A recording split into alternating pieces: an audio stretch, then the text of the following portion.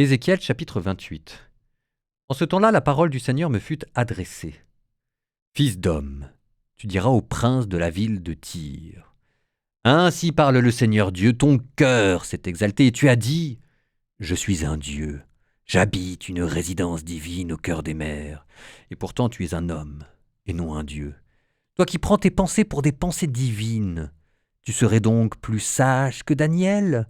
Il n'y aurait pas de secret trop profond pour toi? Par ta sagesse et ton intelligence, tu as fait fortune. Tu as accumulé l'or et l'argent dans tous tes trésors. Par ton génie du commerce, tu as multiplié ta fortune.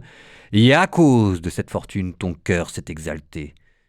C'est pourquoi, ainsi parle le Seigneur Dieu, parce que tu prends tes pensées pour des pensées divines, je fais venir contre toi des barbares, une nation redoutable. Ils tireront l'épée contre ta belle sagesse, ils profaneront ta splendeur, ils te feront descendre dans la fosse, et tu mourras au cœur des mers d'une mort violente.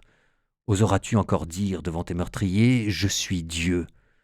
Sous la main de ceux qui te transperceront, tu seras homme et non un Dieu. Tu mourras de la mort des païens incirconcis par la main des barbares. Oui, moi j'ai parlé, oracle du Seigneur.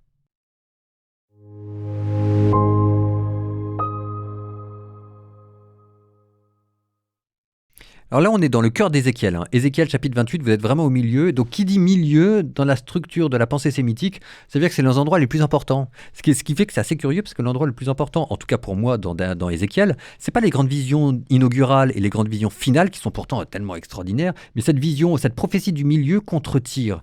Alors là, ce qui est dommage, mais on n'a pas le choix, c'est comme ça, c'est juste que la vie est courte, on peut pas tout mettre. Donc vous avez juste le début. Mais cette prophétie est juste, en fait, hallucinante. Formellement, c'est contre les villes de Tyr qui se sont fait trop d'argent, qui sont enorgueillis de leur richesse maritime, et Dieu leur promet une destruction, ce qui va arriver un jour. Sauf que, au fur et à mesure de cette prophétie, ça s'emballe de plus en plus et ça atteint des sommets, mais juste hallucinants.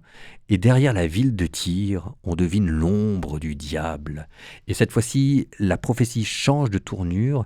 Il n'est plus question non plus de la destruction de Tyr, mais il devient question de la chute du diable qui s'était pris pour Dieu et que Dieu a expulsé du Jardin d'Éden. Donc vous relirez, c'est le chapitre 28, c'est juste extraordinaire.